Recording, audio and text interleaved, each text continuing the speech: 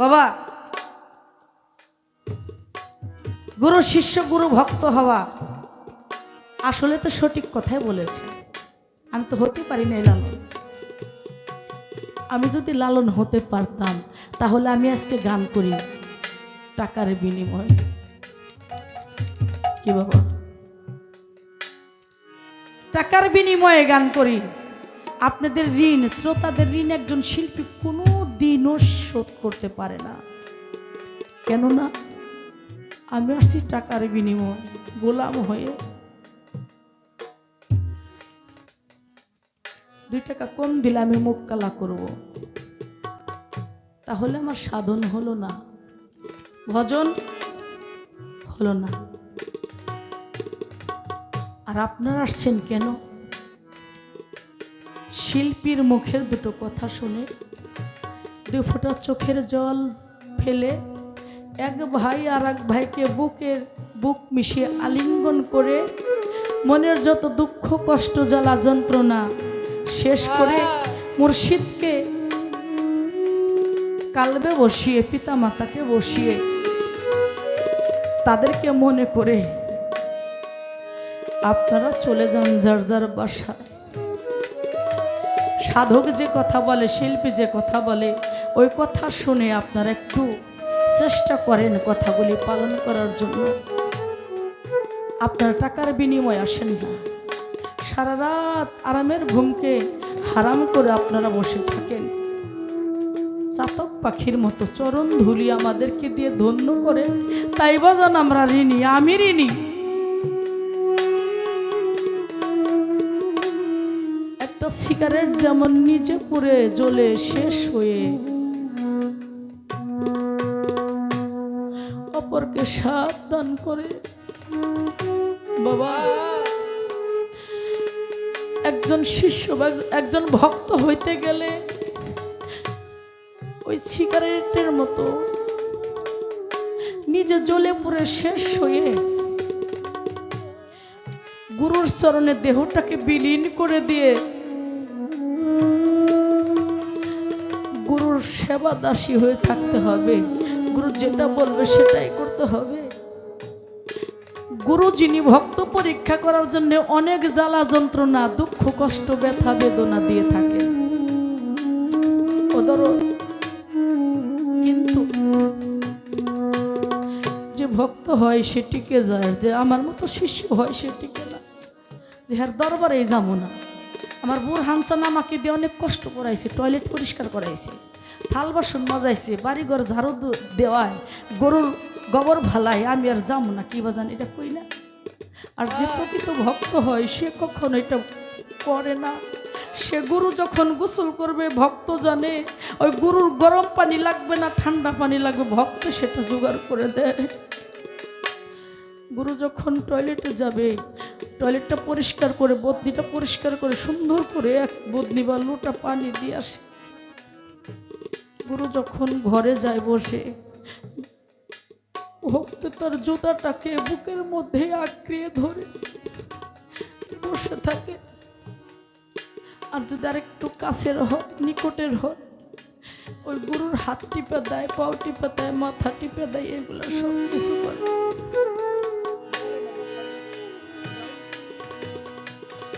সবই কিছু করে বাবা,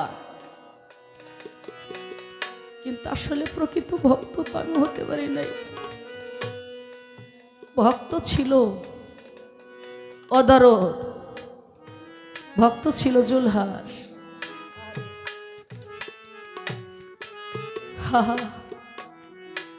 ভক্ত ছিল জুলহাস, তার গুরু ছিল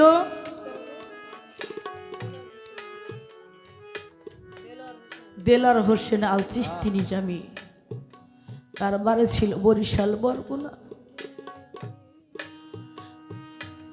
তার বাড়ি ছিল বরিশাল বরগুনা, দেলার হোসেন আল চিশতি নিজামির বাড়ি বাবা। আর তার ভক্ত যে ছিল তার নাম ছিল জুলহাস, তার বাড়ি ছিল হইল শরীয়তপুর মাদারীপুরের চরের মধ্যে। অনেক গরিব ছিল বাবা, অনেক গরিব ছিল। ও দরদি ভক্তরা আসে ওই দেলার হোসেন আল চিশতি জামি ভক্তদের কাছে জিজ্ঞাসা করে, তোমরা সবাই তো আসছো, আমার পাগলরে দেখছো?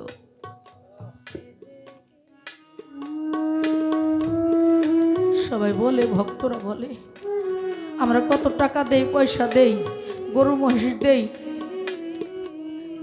চাউল দেই, গাট্টি গাট্টি কত কিছু দেই, আমাদের কথা একবারও বলেন না। জুলহাসের কথা বলতেছেন, ও তো কিছুই দেয় না, এবছর ওরও সেও তো আসলো না। ধরো গুরু আর কিছু বলে নাই, গুরু আর কিছু বলে নাই। তখন 3 দিন চলে গেছে, যখন গুরু বের হয় ভক্তরা তো বুঝতে পারছে, কয় দয়াল কোথায় যাবেন? তখন বলে, আমি যেখানে যাই তোমরা কি সেখানে যাবে? বলে অবশ্য। 8 থেকে 10 জন ভক্তদেরকে পানসি নৌকার মধ্যে উঠাইছে। পানসি নৌকার মধ্যে উঠাইয়া যিনি মাঝি, মাঝিকে বলে, মাঝি রে, নৌকাটা হাল ধরবি এমন ভাবে এই নৌকাটা যেন আমার শরীয়তপুর চরে যায়। মাঝি বলে, কেন দয়াল? সেও তার ভক্ত। বলে, ওইখানে ওই চরে আমার একটা পাগল আছে,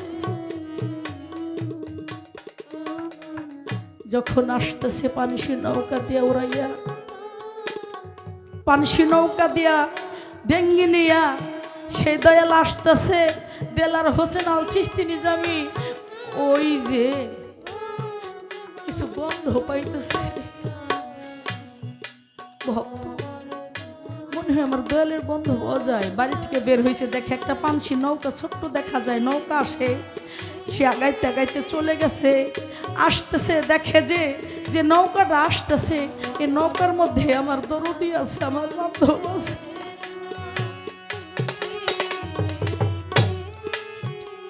ভক্তি দিয়ে পড়ে গেছে দয়ালের চরণে। দয়াল কিছুই বলে নাই, বলে চল বাড়িতে যাই। বাড়িতে আসছে, আবারও বাড়িতে আসার সঙ্গে সঙ্গে গুরুর চরণে পড়ে গেছে। বলে, জুলহাস রে, ও জুলহাস, এই ঘরটা দিচ্ছিস বোধহয় নতুন? বলে, হ বাবা, আপনি আসলে বসতে পারেন না, বৃষ্টি পড়ে, তাই ঘরটা দিছে আপনার জন্য। ভক্তদেরকে বলে, তোমরা ঘরটা ভেঙে নিয়ে নৌকার মধ্যে রাখো।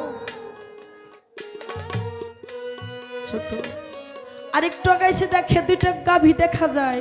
বলে, জুলহাস, এই গাভী 2টা যে দেখা যাইতেছে, এই গাভী 2টা কার? বলে, বাবা, যখন গাভী 2টা কিনছি হাসিটা আপনার নামে করছি, গাভী 2টা আপনার। ভক্তদেরকে বলে, গাভী 2টা নৌকার মধ্যে উঠাও। আরেকটু আগাই গেছে, সুন্দর 2টা শিশু বাচ্চা। বলো, জুলহাস, এত সুন্দর শিশু বাচ্চা 2টা কার? বলে, বাচ্চা 2টাও বাবা আপনার। ভক্তদেরকে বলে, নৌকায় উঠাও। আরেকটু আগাইছে, রন্ধনশালার মধ্যে চলে গেছে। ও জুলহাস, এত সুন্দর একটা রমণী দেখা যায়, এই রমণীটা কার? জুলহাস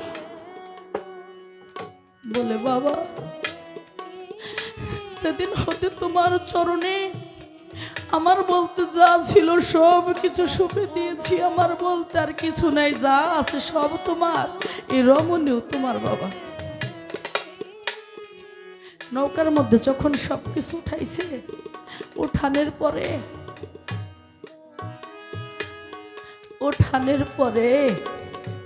নৌকাটা যখন ছাইরা যায়, জুলহাস উঠানের মধ্যে গড়াগড়ি করে আর কান্না করে। ভক্তরা বলে, দেখছেন বাজান, জুলহাস কি অভিনয়টা করলো, সবকিছু দিয়া এখন সবকিছুর জন্য এখন জুলহাস কান্না করে, এখন কান্না করতেছে। বলে, নৌকাটা আবার ভিড়াও। নৌকাটা আবার ভিড়াও। নৌকাটা যখন আবার ভিড়াইছে, জুলহাস, কান্না করো কেন?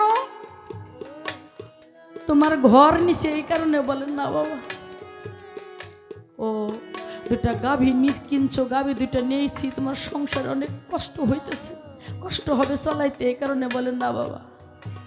সবাই সব কিছু দিলে কারো সন্তান কাউকে দেয় না, ওই শিশু বাচ্চা দুইটা দিয়ে এখন কান্না করতেছো বলেন না।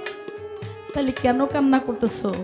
তোমার স্ত্রীকে দিয়ে এখন কান্না করতেছো বলে বাবা আমি তাতেও কান্না করি না, তাহলে কেন কান্না করো? বলে বান্ধব রে, তোমার এত বড় একটা পানসি নৌকা, তোমার এই নৌকার মধ্যে 10 থেকে 12 জন মানুষের জায়গা হয়েছে, তোমার এই নৌকার মধ্যে একটা ঘরের জায়গা হয়েছে, 2টা গাভীর জায়গা হয়েছে।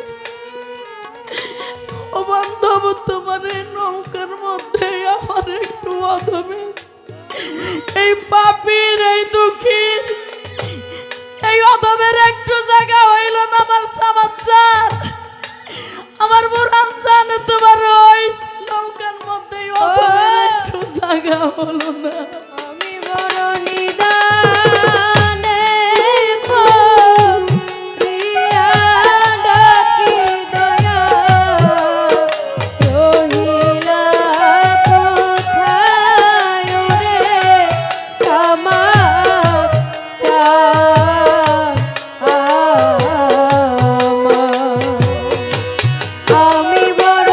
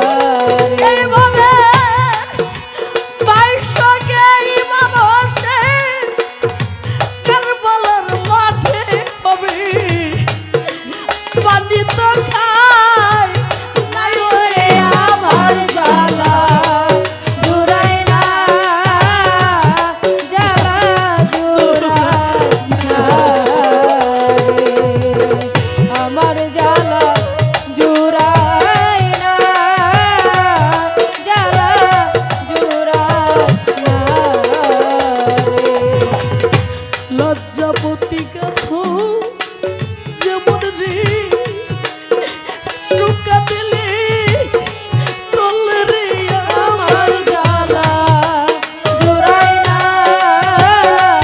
জ্বালা জুড়াই না রে। সখী তোরা